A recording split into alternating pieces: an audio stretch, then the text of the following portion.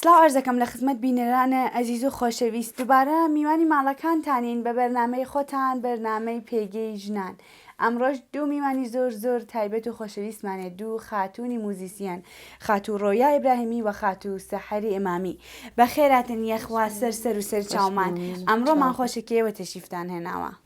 ممنونم لەتانس. بەخێراتن ڕۆیاگیان لە تۆ دەست پێکەم، تەمەنە چەندێکە و لە دایک بووی کوێی؟ من متولد 54 لە شارسنە. هەر خۆش بن یەخوا تەمەنی چەندێکە سەحەریگیان و لە دایک بووی کوێی؟ 24 ساڵمە لە کامیارانە. یعنی دانیشتووی سنەنیت؟ نەوەڵام من کامیارە. بەخێراتن یەخوا سەر و سەر چاومان. ڕۆیاگیان ئەم هەستی بە مۆسیقی لەکوێوە لە دڵی تۆیە هەڵقوڵی؟ من هەر لە مناڵی علاقەم بوو بە موسیقی، خانوادگی ئەم ئەحساس و علاقە هەر بووگە لەناو خانوادەمانە، براکانم وانیش ساز لێئان و من بیشتر مایل بە خوانندگی بووم، یعنی حەزم بکرد ئاواز بخوانم هەمیشە ئەسڵەن، یعنی ئەم شتێکە کەسێکە هونەری خوانندگی بوێت خۆی ئەزانێ، یعنی بە مەحزەوە کە مەسڵەن ئیحساسێک و بەرەنگی ختاوێ شڕواکی بە خوێندن ئەسڵەن احتیاجێکی نییە، مەسڵەن بالاخره فەزای شتێ فەراهم بێ. حەزمە کرد بە خوێندن، هەمیشە زمزمەم کردگە لە مەدرسە لە ناو ڕەفیق و قۆم و ئەملا. ئەیتر دوای چەندین ساڵەوە کە ئەزدواجیشم کرد و دەرسوشتم تەواو بوو، شتەغاڵ و مانە مناڵم بوو،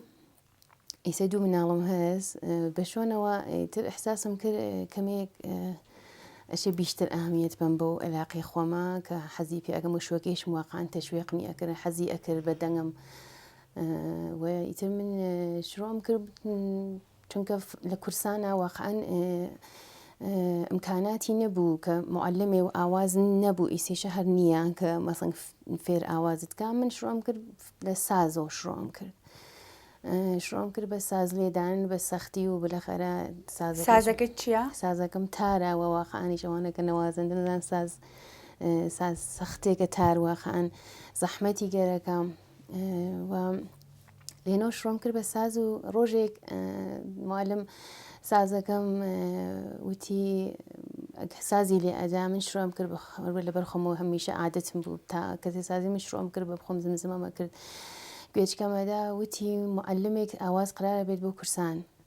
ئاواز ئێرانی ئەلبەتە کلاسیکی ئێرانی. منیش فرە حەزم کردووەمانە، وتی کە بێ بە شاگرد ئەو.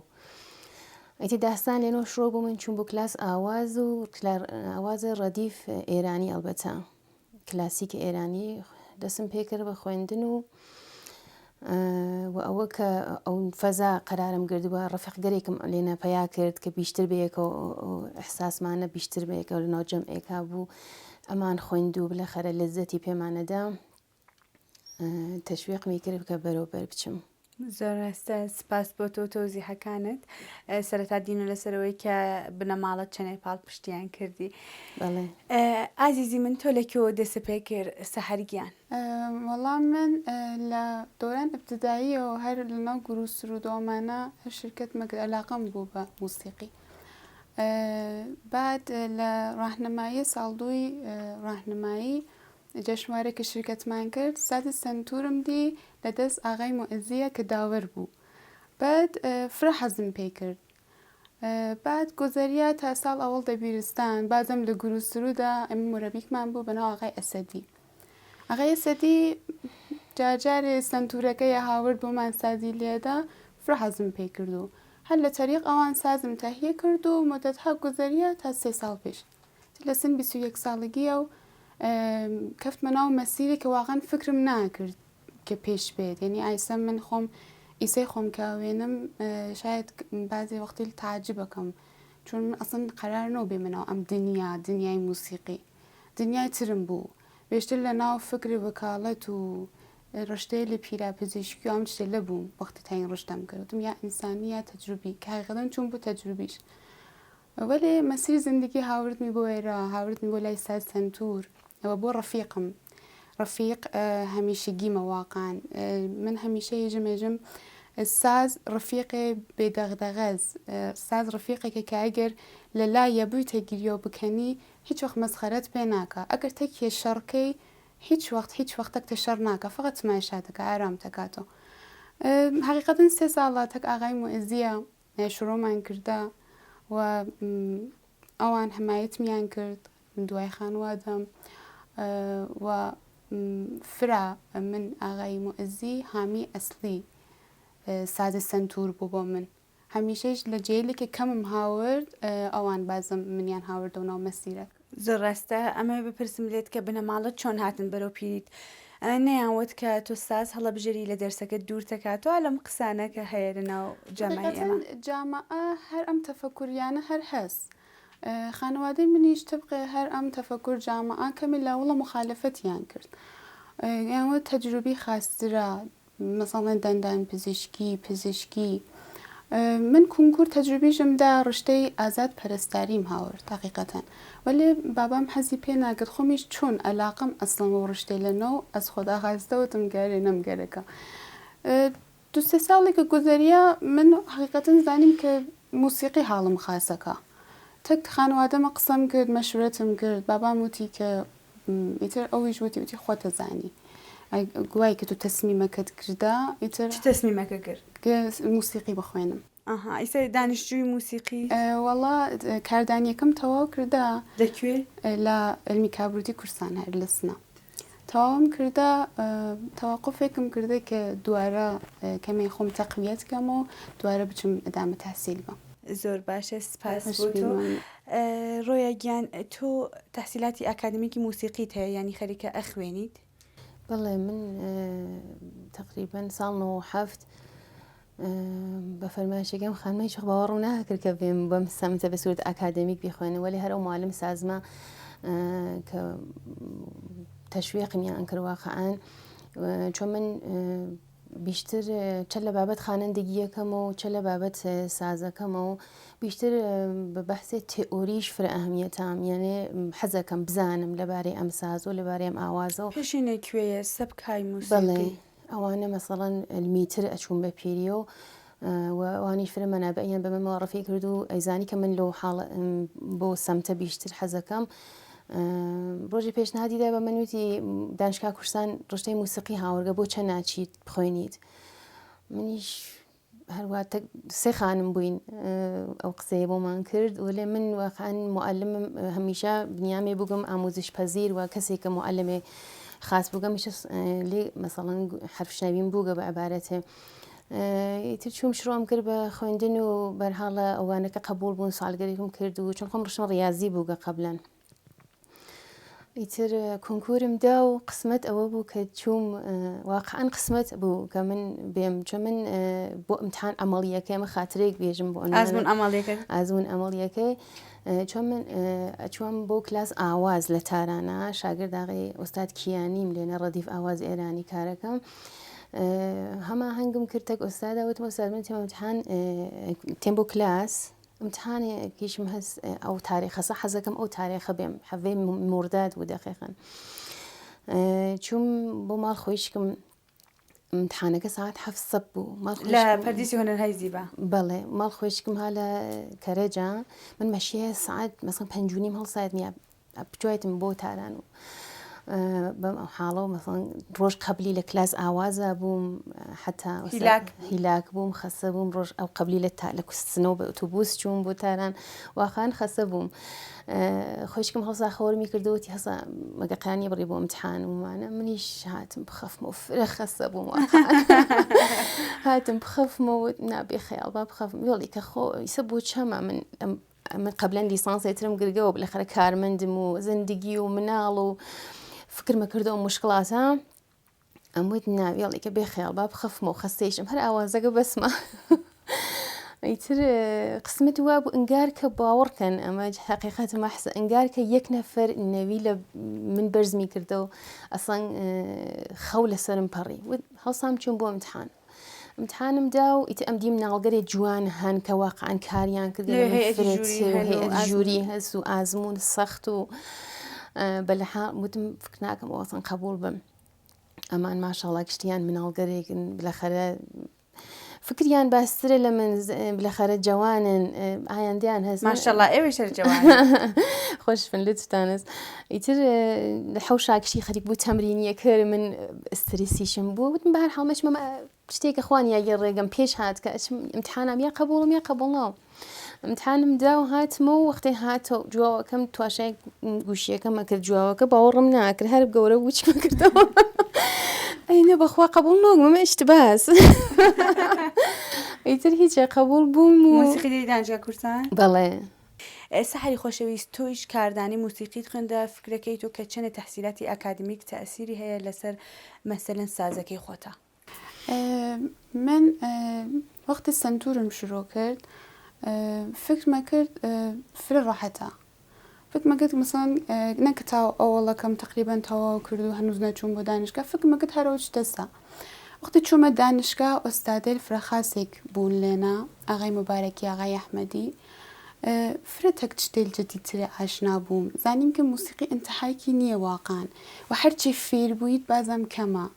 باید هەر ڕۆژ خۆت ئاپدەیت کەیتەوە هەر ڕۆژ خۆت فێرکەی ئاموزش بی من موافق قسەی ڕۆیا خانمم واقعاً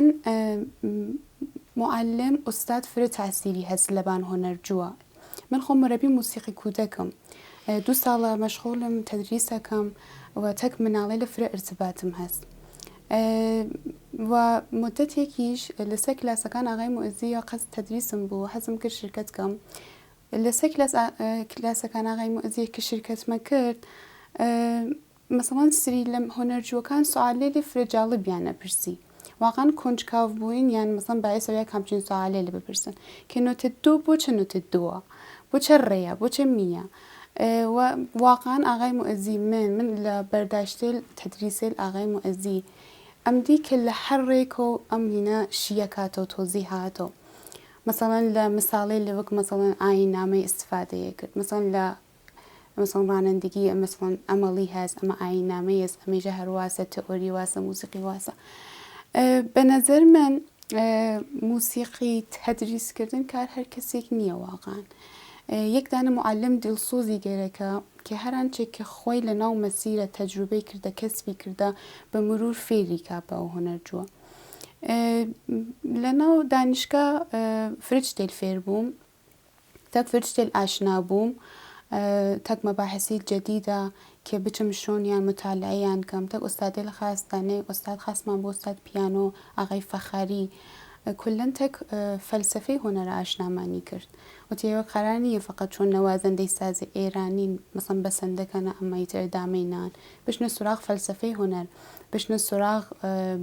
سازیل تر حتا متالعەکەن دەرموردیان ڕشتەکەتان مەسەلەن فقط سەبارەت تەخەسوسی خۆ بە موسیقی نییە من فکرەکەمەوە کە فەلسەفەی هۆنەرتان هەیە دەرکە عمومی و هۆنەرتان هەیە تاریخی هۆنەرتان هەیە چەندێک ئەمە ئەتوانێت کۆمەک کۆنەندە بێ بەڕاستی نەک لە بواری موسیقی و بە نەزەری من کە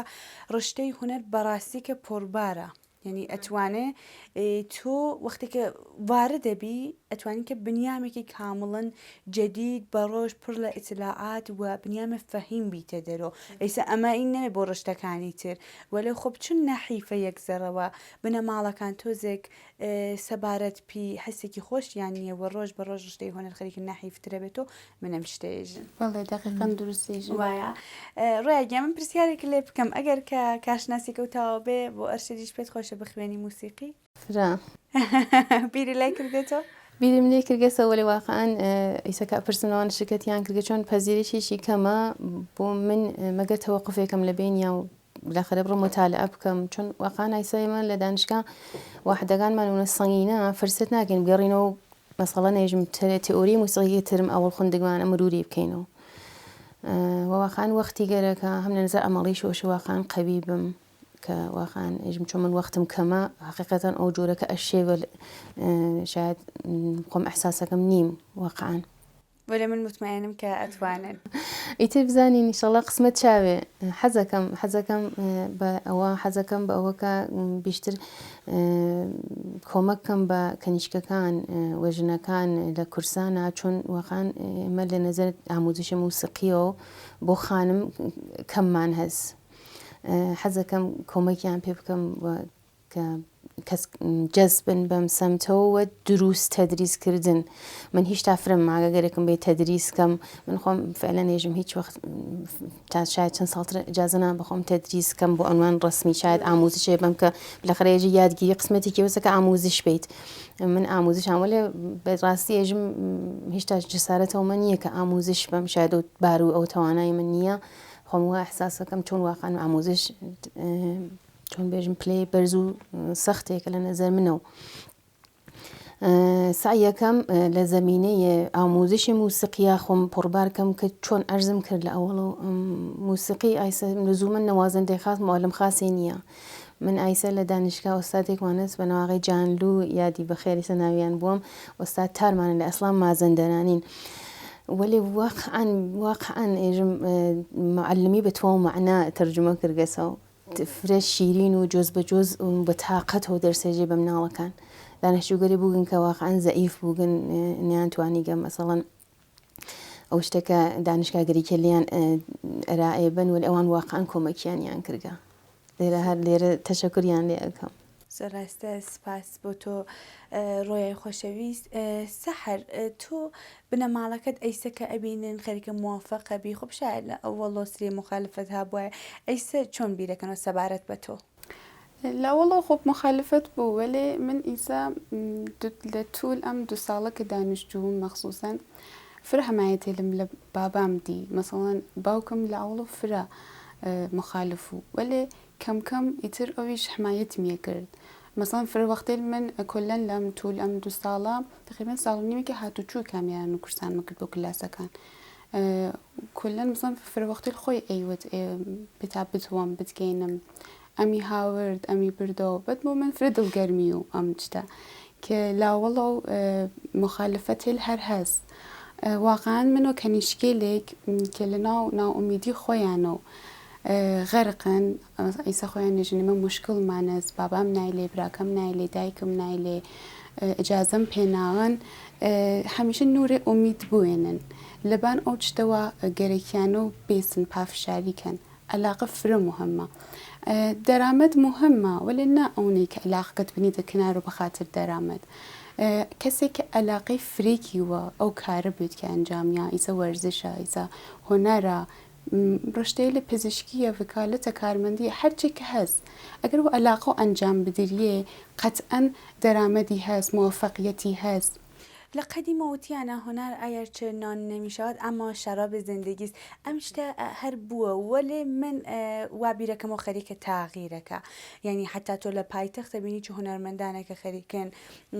بە هونەرەکەیان ئەمرارە معاشەکەن و خەرجی زندگییانین هیوادارم بۆ شەهرستانەکانیش بەتایبەت شان و موسیقی نەقاشی ئەم ئیتفاقە بکەوێ ئینشەڵڵا سپاس بۆ قسەکانت من ئەوم زۆر پێجالبە ڕۆیاگیان متمەنم کە بینەرانیشمان ئەو پرسیارە لە مشتیانە دروست بووە کە ئێوە چۆن تەعامل بەرقەرارەکەن یعنی ئەم ئێرتباتە چۆن هەرزەکەن لە بینی نەخشی دایک بوون دانیشتوو بوون و مۆزیسیەن بوونە هەرزم کرد واقعان کار سەختێکە بەرنامە ڕیزی بۆکەن واقعان بەرنامەڕزی گەرەکە واقعان گوزەشتی گەرەکە لە فرشت کرد من ئایسە باوەڕکەن چەند ساڵە جا لەم ئەوزا کۆرۆنا کە هەتا بەم ئەوزایشە فرەکەسە چن بۆ مهمانی وەلێ من قبلە زەوە فرێ بیشتر ئەوقاتم یعنی فرشتکردم حەسف کرد لە زندگیم دەڕۆ چوون مێمانی چوون کافە چوون فرشتگەرێکە ژنگەری سەچن و خۆشیان تێلێ و لەزەتی لێ ئەوەن منەوان من لە زندگیم حەسف کرد وەتوانیم وەختگەرێکە لەخەرە لەو زەمینەگەرە ئەتوانم داینم دام نییە بۆ ئەو شتەکە علاقەم پێ هەست وەختەس مەسڵ دانیشم تە کوڕە بچکەکەمان مەسڵ دەرسکارەکات هەرچەند هەر بۆڵاکات و ممان مەغزمە برد وەلێ من ئەو دەرسە خوێنێ دەرسە نووسی دەرسەکەی پێژم لە بەری مانگیان مامیش دەرسەکەم بەم لێ سازەکەم ئام لێ یعنی کوچکترین فرسەت خەریکم ئاشپەزیەکەم گوێچکە ئام بۆ ئاهەنگە کە ئەشێ جرایکەم یا مەسەڵەن هەر کاری لە کوچکترین فرسەتێکە واقعان باوەڕکەن من هەمیشە مناڵگەر هەن هاوکلاسیم ئەوان من شاید 20 ساڵەوەن گەورەترم فرە وەخت ئەژین کەم وەختێرن یا مەسڵن تەمرین ناکەن من واقعان هەمیشە لە دڵخۆمەوە یاکە کەسێک تێکیان ڕاحەتم ئێژم تعجبەکەم ئێوەژین وەختمانە یا تەمرینمان نەکرد واقعان حیفە کە ئەنسان لە زمانی ئەستفادە نەکات گەورەترین سەرمایە ئەنسان زمانیە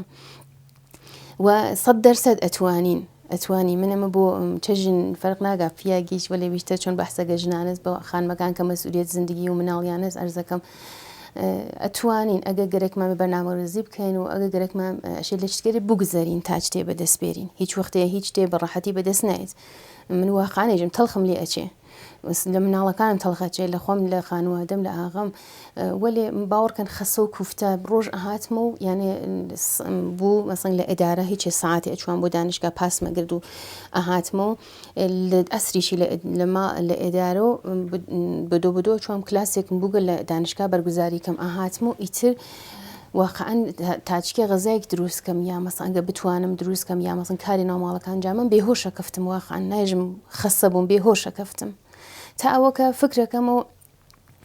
ئەڵبەتەمە فکر ناکەم فکرم ئیتمینان بێت کە ئینسان بەدەنی عادەتەکات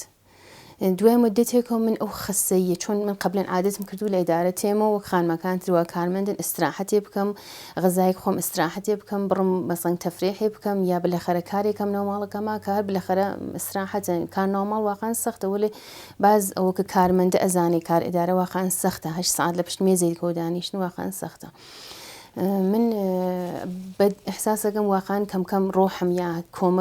کۆمەکمی کرد یا هەرچێ بوو یا ئەلاقێ و پشتکارێکە بووم واقعان کۆمەکمی کرد کە توانیم بە مشکلاتە واقعان فایق بێم ئینشەڵڵا کە بتوانم باقیەکەیش هێر بەم جۆرە بچمە بەرەوە. هیوادارم و مطمئنم ئەتوانی. سپاس بۆ تۆ. ئێستا هەرگیان زیاتر سەبارەت بە کارەکانت سازەکەت و کۆنسەرت توشتت بووە؟ فستیواڵ نەچووی جارێ زیاتر سەبارەت بە سازەکەت قسەمان بۆ بکە ئایسە لە حاڵی حەزە مەشغوڵ بچیت؟ من ئایسە مەشغوڵم و ئەمەی کە سنتورەکەم واقعان تەقویەتکەم و تەمینەکانم بێشترکەم لە ئاموزشکا تەدریس موسیقی کودەکەکەم تەک مناڵەکانە فرە ارتباتم هەست واقعان عاشق دنیای مناڵەکانم دنیای فرەجیایان هەست لە کل ئینسانێک بعد ئەمەی کە کۆنجکاویان فرە بۆم جاڵبە بازیکردنیان ارتباتی سەمیمانەی کە تەک بنیامەکانە بەرقەرارەکەن دەریغ لەمەی کە توفکن ئێوە مەسڵەن چ جایگاهێکتانەست ئێوە مەسڵەن ئایا دەرستان خوێندا یان نەتان خوێندا یا بنیامێک دەوڵەمەندن یان نین ئایا بنیامێ زەریفن یان نین کلەن فقط دەروونی ئێوە ئەوێنن زات ئێوە ئەوێنن و ارتبات بەرقەرارەکەن و من لە سنتورەکەمە تقریبا 3 ساڵێکە کە کارەکەم دوای 3 ساڵ تقریبا من چەند مانگێکە 6 مانگێکە تقریبا زانیمە تەمرینکردن چۆنە واقعا لەزەت بردن لە ساز چۆنە لە کاری کە ئەنجامیە یزر لە ساز لە هەر کاری و مەشغوڵم تەک سنتورەکەمە ئومیدوارم کە بتانم ئەم ڕێیەکە ئەم مەسیرەکە هاتمە سەرناوی موفق بووم واقعا و تەلاشم بێشتر کەمەوە چۆن دقیقەن ساز شتێک نییە کە هەروە بیت بێژی بۆ سەرگەرمیە یا بۆ شتێک واقعا تەمرینی گەرەکە وەختی گەرەکە ئەنێژی گەرەکە و فربای ئەهەمیەت بیتە پێ وەک مناڵێ باە خۆشیت گەرەکوێ وەک مناڵێ تێکی قسەکەی هەتا گاهەن سن سازی نەوەیت دانیشی ناو تەنیایی خۆتە تێکی ارتباط بەرقەرارکەی محەبەتی پێ بکەی عشقی پێ بوەرزی چۆن فقط یەکدانە چێو نییە کە بینیتە بەردەستت یا بیکریتە دەستت و سازی لێبێت و تەمرین کەی تەمرین مەسەڵەن مێتۆدێکی لێبێت و بژیتەوە دقیقاً باەتەک ڕۆح ئەو سازە ارتباط بەرقەرارکەی ئەو موقع ئەویش خۆش جواب تااتەوە دەنگی خۆشترەوێتەوە لە زمانێکی ارتباطم بەرقەرار کردا مزرابم تاغیری کردا خۆم ئەحساس یەکەم هەستم تاغیری کردا و ئەنازەی مناڵی واقعان خۆشیم گە ئەنگار کە من دایک ئەم سازەمە بێحەد ڕفیق فرەخاسێکە بوو چی لەوە خۆشتر بەڕاستی سەبارەت بۆ قەتعەیکە لە سەرەتاوە پێشکەشی بینەرانمانە کرد قسەمان بۆ بکە ئەو قەتعە جزء قەتعاتی چوار مزراب ئوستاد فەرامەرز پایوەرە مدەتێکە کاری یەکەم و واقعا بۆم لەزەت بەخش و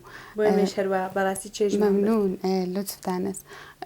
فرە بۆم ئەم قەتعە جەزا بوو چۆن من تایمە فرەم دانیا بووی لە فرە جێل ڕێزێکە ئیرادێلیکم بوو کە مەسەڵەن تەک ئاغای موعەزیە تەشخیصمانەدا ئەوە سایمە کرد کە پەیایان کەم تەمرینی بیشتری کەم کە هەتا ئەو یەک ڕێزەی کە مەسەڵەن ممکنە خەتای لێبم نەوێت و خۆشترەوە ئەو یا دەنگی واقعان دەنگی تاغیر یەکرد ئەو قەتئە جۆریتر ئەم ژنەفت قەتئەی فرەقەشانێکە بەڕاستی وابوو سپاس بۆ تۆ چێژمان برد جا من ڕۆیای خۆشەویست ئەگەر لێت بخوازم کە قەتئەیەکمان بۆ لێبەی بە سازە جوانەکە تۆزێک ڕۆحمان نەوازشکەی بە قسەمەکەی بەسەر چاو سپاس بۆ تۆ چاوەکانت گەشت چۆن ئەم لە فەزای ئاموزشیە بیشتر دێری شووتیان بە من قەت ئەم ئامادە نەبوو حەزمەگە کوردی شتێ بەم لێ تکەی بچک هەست هین دەرسەکەمە تەمرینم کرد هەرچێ پێتان خۆشە دەست و خۆش زۆر سپاس.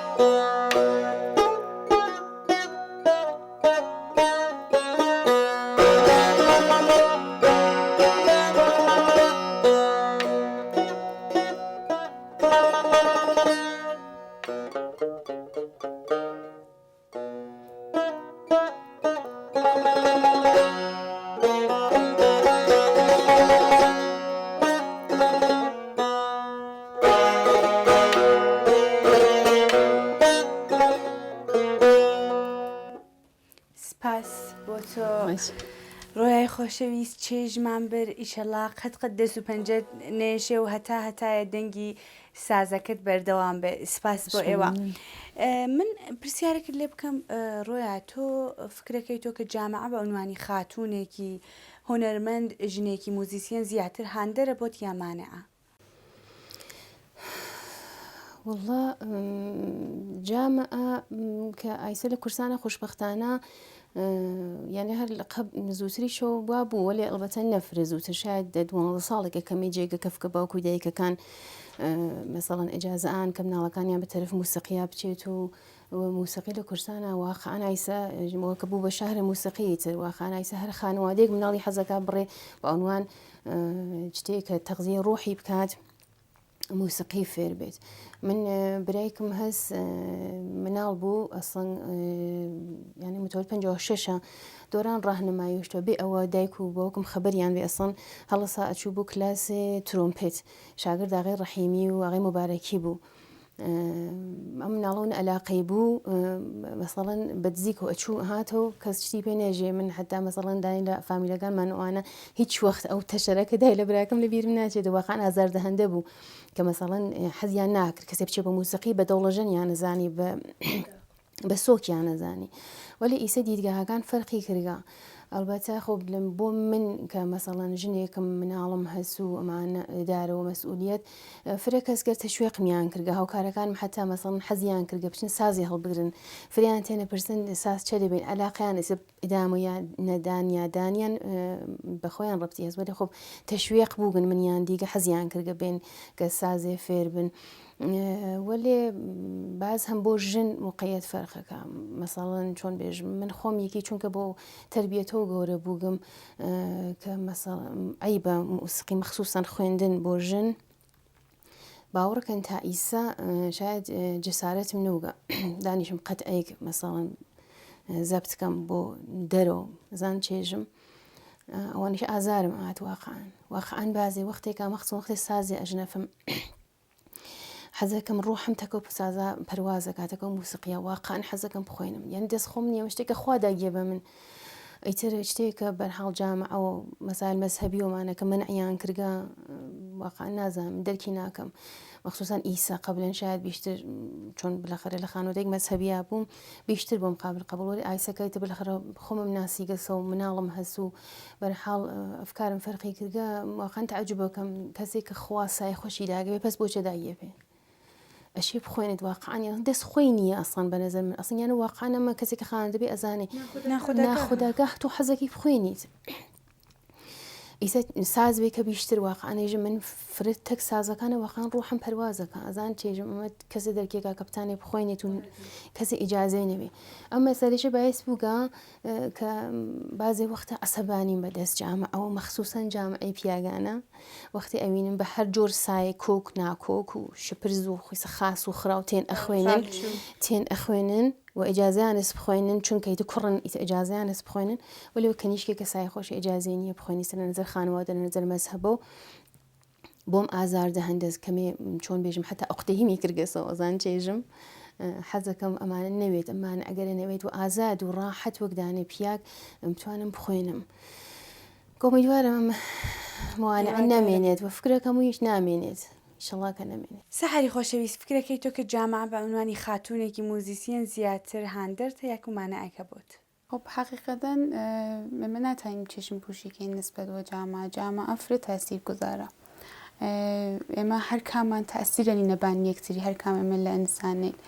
لە مەسیرێکە کە ئێمە انتخاب یەکەین وەختەیژین ساز موسیقی جامعەی خۆمان نا ئەوەڵها لە ئەوەڵیە بعد کەم کەم مخالفتها و یەکە ساز بگرێت دەستە و ناو شارە کە خوای شک ئیسە فرە خاستر بووە مثلا لە شارێک کامیارانە قبلەنێل فرە محیط خەفە بوو یعنی ئەگەر سازێکت بکردایە کەنیشکێک مەخسووسان کەنیشک بووایە کەمێ نگاهەکان ئازارتێدا قسەکان ئازارتێدا وەلێ خوای شک ئەمە چەند ساڵێکە دوسێ ساڵێکە ڕاحەت ئەتانین ساز بگرین دەستمان و ڕاحەتتانین بین بچین کلاس شرکەتکەین جامعە ئەتانێ مانە ئەوەیە تا زمانێک ئێمە قبوڵیکەین مانە وەختی من ئەفکارم تاغیر بەم بێژم من ئەوێسم دای بەرابر تەوام ئەم سەدێلا و خۆم قەوی کەمەوە و نیروی قەویتر بچمە سەمت سازەکەم بۆ عنوان یەکدانە ژنێ کورد مەخصووساً کە نمونەی واقعاً ڕۆیا خانمە لە تەواو شەرایەتی سەختە جامعە وتیان نا ئەوان وتیان نا ئەمە ئەمان قەویتر وتیان نا واقعاً مانە ئاوەلێ تا زمانی کە خۆمان قبوڵیکەین ئێمە ژنێ لێمە کەنیشکل قبوڵیکەین و یەک جێی با ئێمە بێژین نا ئیتر ئێمە بێژین نە بەسە ئێمە ڕۆیاکان ڕۆیامانەز ئارزوومانەز هەدەف زۆر مهمە ئەوەی کە بنیام ڕۆیاگەن تو چۆن بیرەکەی تۆ فکرەکەی تۆ کە گەورەترین معزەلی ژنانی ئێمە ئایستە چییە لە معاسرە؟ والله كلن لتو سطح الدنيا لحال حاضرة جنك جنس دوما حتى أو كشورجرك داي آزادي وبرابري جنسيتيان هاز أما تشتيك كمطالعة شروس بعد شو دس يعني شون بيجم هلا نظر إداري ولا نظر اجتماعي چازم بوجوره تكيانا برخورده كريجي كجنس دوم مروانن بيانا وفكرة كانوا كشون دنيا واقعا بياغانا سايسة مهم حقيقة ديكاش قبولي كين وأما أزار دهندس بو من يكي خم لنا محيط إداريات شون تو مثلا جني مقام ورتبه كدرجة ببياك بتو نادرجة شون شاد فكرة كانوا تو ناتواني يا بالغرض الدنيا خويانا لبين خويانا بشيء كان تشتب باش نامينيتو سپاس بۆ تۆ ڕۆیاگیان فکرەکەی تۆ گەورەترین مۆزەلی هونەرجوانی موسیقی چییە شتێکە ئازاریان بات خۆ موسیقیم گشتە خۆشیشی هەیە سەختیەکەی چییە؟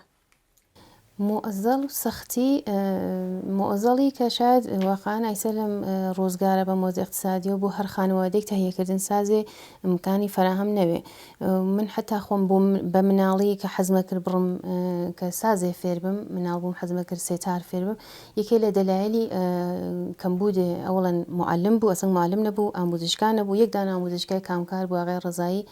بوي كمعلمي نبو لو زمانا ويكي كيشي سازي كغريكو بيتهيك واقعا هر او زماني شكران بو يعني جز اولويت كردو موسيوم بو خانواديك ازان چيجم كتهيك ابو منالي ايسيشا هر تازه شاید شديد تربيت مخصوصا لم اوزاعه چون واقعا آلات موسيقي گرانه چون واقعا ئەشیتیش گران بێ واقعا کار هۆنەرمەندێکە بەمانە بە دەست دروست کریاگە بەرحاڵ کار کریاگە وەختان ریاگە لەبانی من چۆن بێژم ئەو هۆنەرە ناتوانم بێژم قیمەتی نسبت بە ناو اقتصاد ئیمڕۆوە کە هەر چێشتە گرانە من بێژم ئەوە هەرزان بێت وەلی خۆب کاشکای ئیمکاناتی بووە کە فەزاگەرێ بووە کە مناڵەکان بڕن ئیسفادەکەن لە سازگەرێک کە ناتوانن تەهیە بکەن و تانن لەو ڕێگا حەزەکەن علاقیان پێ هەست پێشڕەفتکەن ئەمە کەیسە وتان من شتێگەی بە زەهن متفاقە مناڵەکان دانشگا کورسان سریکیان کە ئەسڵ باوەڕکەن مناڵم شاریشە نەبوون کارێ فرەخاسیان کرد لە توول تاوادودانە تاسان پشسەر هەم چون تەدریس ئەم کلاسیان دانیا بۆ مناڵگەرێکە بەزاعەتیان نییە کۆمەکیانیان کەسێک علاقی هەست بە موسیقی بتوانین ڕێگەی خۆی پێیاکات و واقعان کار دروستی من متاسفانە وڵان من نەمەتوانی کۆمەکیان کەم ولی ئەوان چاژم ئەرزم کرد مناڵ ئەم شاریشە نەبوون ولی واقعان زەحمەتیان کێشە دەستخۆشییان لێەکەم من سەهرگیانی خۆشەویست فکرەکەی تۆ کە شتێکم هوەر جوانی موسیقی ئازاربات چییە لەم ئەرسا موسیقی خۆشە نەوای ڕۆحاوە لە چی ئازارتانەیە من حقیقەتەن فکرەکەمەوە کە ئێمە کەمێ هەڵگەڕینەوە بۆ معلمێل ئاموزشی ئۆستادەکان بە نەزەر من لازمە کە هەر معلمێ لە هەر ئۆستاد سازێ ڕەوانشناسی خاصێکی ژوێت ئەو هۆنەرجووە کە واردە کلاس ئەوێ تماشای کە و لە تەریق هەستە و دەرکی کە ئایا ئەو مناڵە لە لەحاز ڕۆحی ئەسڵن شەرایط تەدریسی هەست ئەگە شەرایط تەدریسی هەست کە دەرسەکەی لێ تەحویل بکرێت دەرسی پێبێژێت و ڕەوا لە عادی ئەمە ئەگەر نیسی کەمێ زەمانی پێبات کە ڕۆحیەی بازیابی بێتەوە چون واقعان مهمە من فرە لە ئەوێنم کە ئۆستادەکان واقعان ڕۆحیەی مناڵەکان دەرنەزەر ناگرن و باعث ئەوەن کە ڕیشەیەک لە وجود ئەو مناڵە بە وجود بێ بۆ سنێل نەوجەوانی و جوانی یا ئەسڵ نا خانمێل یا ئاغایەلی کە سنیان هابان تێنا ناو ئاموزشکا من فرە احترام قایلم بۆ ئەو خانمێلە ئەو ئاغایلە کە سنی گوزەریالیان ولی بازم ئێژن سنی عەدەدا و تێنەوە سەمتە موسیقی ساز انتخابەکەن من وەختە لە ناو ئاموزشکاوە بنیامێ ئەوێنم واقعان حەزەکەم کە سەر تەعزیم بۆیان بێرمە خوارەوە چون واقعا قابلە ئەرزشە هەرەکەتەکەیان کە لە ناو تەواوێ ئەم مشکلاتی جامعە نظر اقتصادی و لە هەر نظرێکەوە سازێک انتخابەکەن تێن شروعەکەن شرایط ڕۆحی ئەوانیش دەرنەزەر بگرن خانمێلی کە مەسەڵەن هەمزەمان کە شاغڵن مناڵی ژیان هەست مەسئولیتین ماڵ هەست تەواو ئەمانە هەست وەلێ بازم تێنەوە و بازم تێنە بۆ کلاس چەندی قەشەنگیش دەرسەکانیان تاویلان پێش دێت کە تایمێ واقعان لە حەز ڕۆحیە و هەڵیان خاص نییە ئەو معلمە نیازی هەست کە ڕەوانشناسێکیش بێت واقعان لە کنار ئەمەیکە یەکدانە ئۆستادە زۆر ڕاستە موافقم لەگەڵ تا وەزعیەتی حاڵی موسیقی چۆنە بینی ڕوو بە ئوفولە یا چۆنە بەخوا کەمێ هەم بەرەوبانێکیان بەرە خوارتێ بەلێ خۆ من ئومیدوارم کە کەمێ دیدێ باسر ماشای موسیقیکەین موسیقی فقط یک دانە بعد مەژم ساز فقط یک دانە ئەبزار نییە موسیقی فقط یک دانە مثلا شتێ نییە کە تو سوء استفادەکەی لێکە فقط دەرامەتت بێت یا فقط مثلا بتانی پۆز بی لە ناو جامعە ئایسە کەمی ئەم مۆزوعات یەک هەفتە کە بازی لە مثلا جوانێل فقط تێن ساز انتخابەکەن کە مثلا پرستیژێکی بێ بۆیان بێژن ئەرێ ئێمە ساز کارەکەین ئێمە فەردی هۆنەرین ولی واقعا ئەمە من وەنەزمن ئەم مۆزەلێکیش ئەوێنم لە ناو ئەرزەی موسیقی و هۆنەرە ئەم جەنباگیر نەمێنی ئەگەر لە ڕووی علاقە و ئەم مەسیرە انتخاب بێت فرە خاسترە بعضی دایک و باوکەی ئەسرار فرێکەکەن بۆ مناڵەکان کە حتمما باید ساز انتخابکەی حتمما باید موسیقی بیتە ناو دنیای موسیقی شاید ئەو مناڵە واقعا بۆ دنیای موسیقی دروست نەوێت هەر جۆرێکە لە ناو دقیقاً هەر جۆرێکە ناو ڕشتێل تریژاوە اتفاقێکە کەفێ مناڵی بۆ موسیقی دروست بووە هەوڵیان بەرە سەمتە دنیای وەک مەسەڵەن ڕشتەیە لێ تەجروبی و نەزەری و ئامە اتفاقی لەکەم فرە و فور ئەیوێنی نێمە ڕۆیاگیان وەزیەتی موسیقی چۆنە بینی ڕوو بە ئوفولە یان چۆنە و چۆنە سەرەکەوێ خەریکە والله من خوشحاڵم خۆشبەختانە حتا شار سنە بۆ عنوان شهر موسیقی انتخاب بووگا وەختێ ناو شارە حرەکەتەکەم ئەوینم لە جێگەگەر شارە مثلا چۆن بێژم مجەسەمەگەرێ نەقاشیگەرێ لۆگۆگەرێ لە زمینەی موسیقیە نەسب کریاگە لە ناو شارەکە و مردمیش دیدی واقعان فەرقی کردگە نسبەت بە قەدیم بۆ موسیقی چۆن بێژم جامعی شەمەیە قبول کردگا مەخصوصان شارسنە هەر لە ئەو زەمانگەر قەدیمیشۆ لە زمینی موسیقیە لەخەر بۆ خۆی سابقەیەکی بوو بەڵێ ئەفراد درەخشان واقعان هونەرمەندگە گەورەیەکی تیا بووگە و من حساسەکەم خەریکەش خۆشبەختانە بەرەو بەرەچێت. زۆر باشە، سپاس بۆ تۆ. ئێمە پێمان خۆشێکە زیاتر لە خزمەتتانە بین، بەڵام بەداخۆ سەد جار بەداخۆ کە نزیکین بە ئاخری بەرنامەکەمان. چ قسەیەکتان هەیە بۆ کەسانێکە تازە گەرەکیانە واردەم ئەرسە بن لە تۆ دەست پێکەین ئازیزی من فقط ئێژم کە بگەڕنشون ئەلاقەیان واقعا ئەلاقیان و شتێک هەست شتێکی حاڵیان خاسەکە ئەو لاسە هیچێ بۆیان مهم نییە حتا تەواو مشکلات خۆیان ئەنە کنارەوەی لزەتەوەن لە ئەو کارە ئەلاقەیان پەیاکەن و ئەو مەسیرە بچنە بەرەو فقط. زۆر ڕاستە، سپاس بۆ تۆ. ڕۆیای خۆشەویست چ قسەیەک تێ بۆ کەسانێکە تازە ئامال و ئارزویان ڕشتەها لە دڵیانە و تازە گەرەکیانە بێن ناو ئەستەی موسیقا؟ ئێژم پێیان کە واقعان موسیقی دنیای خۆشیێکە، واقعان ئۆقیانوسێکە کە هەر گۆشەیەک لە ئۆقیانوسە بە دەریایەک بازەوێ، واقعان ڕۆحیان سێقەلات ئەسەن وەختێک لە دنیای موسیقی ڕشتکەن ئیتە بنیامەکەی جاران نین. منەم هەمیشە قسم بووگە شاید ئەمە خۆتخواهی بێ وە لە منێژم حتا ناو هەرچی ڕشتە لە ناو هونێرەکانە شاید بیشترین تەئسیر لەبان ڕۆح ئینسانەکان و ڕشتەی موسیقی هەستی. ئەمە فکر منە، شاید واقعان دروست نەوێ وە لە منە چمە تەجروبە کردگە خۆم. وەلی مناڵەکان وەختێ تێنە ناو موسیقی ئەش ئەم هەواسیانە بێ ئەم فکریانە بێت کە فکر نەکەن وەسن سازێکی مزرابێکی لێنە سایە خۆش دەرسێ مەخصوصن سازێ وەک سەنتور یا پیانۆ کیبۆردە یا سیمێکیشە سای واقعان خۆشە. ئەمە مەرحەلەی ئەووەڵە واقعان ئەشێ پشتەکاریان بێ ئەشێ زەحمەت کێشن. پشتەکار مهمترین شتە لە ناو موسیقیە. زۆر ڕاستە، سپاس بۆ توی خۆشەویست. ئەگەر نەوتراوێکتان هەیە توان بۆ بینەرانمان بێژن. سپاس بۆ تۆ. مەمنونم لێتان لە بەرنامەکەشم. سپاس کە تەشریفتانە ناو بەرنامەکە ئێمەتان ڕازاوە کرد. من بەر لەوەی کە تەواوی بکەین لێتان ئەخوازم کە گۆرانیەک یا کۆپلەیەک پێشکەشی بینەرانمانکەن بۆ ئەو دەنگە ئاسمانیەتانەوە. نەخواهیشەکەم من چۆن ئەرزم کە ئامادەگیم لەبوو بەرنامەکەین بۆ شتێکە هەروە خۆم هەمیشە زمزەمە یەکەم و حەزیفەکەم گۆرانیک مامۆسا ماملەیەکە مامۆسا مەسەر خالقیش خوێندگیانە پێشکەش یەکەم پێێت. زۆر سپاس لە خزمەتە. بەژنی قامەتی یار عەتر و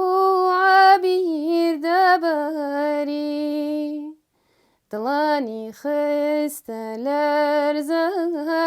لەرەی مەمکی هەناری مەسمەس بەنی و نێگاوە دوو نەرگسی خۆماری سەلای لە عاشقاندا بەغی گوڵ و هەناری دنیا بە ئینتیزاری شیرین تەشی دەڕێسێ هاوار شیرینگە گیانم شیرینگەن پەنجەی بە چەشنی شمشەڵ دوو دەستی پر نەخرخەڵ ڕوومەت سپید و لێو ئاڵ پەرچەم سیاහ و چاوکەڵ وەک نەخشی ڕەنگی مانی باڵای کوڵم و خەت و خەڵ سەلای لە عاشقاندا بەغی گوڵ و هەناری دنیا بە ئینتیزاری شیرین تەشی دەڕێسێ هاوار شیرینگیان گیانم شیرینگیان.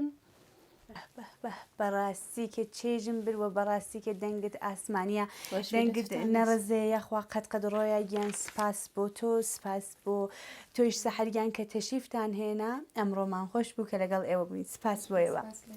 زەحمەتتان کێشە. بینەرانە ئەزیز و خۆشەویست گەیشتین بە ئاخری ئەم بەشە لە بەرنامەکەمان. سپاس کە دووبارە بینەرمان بوون، سپاس کە ئەنێرژیتان پێداین، دووبارە دینەوە بۆ ماڵەکانتان بەجێمان مێڵن، بەخوای گەورە و مەزنتان ئەسپێرم تا بەرنمەیەکی تر خواتان لەگەڵ.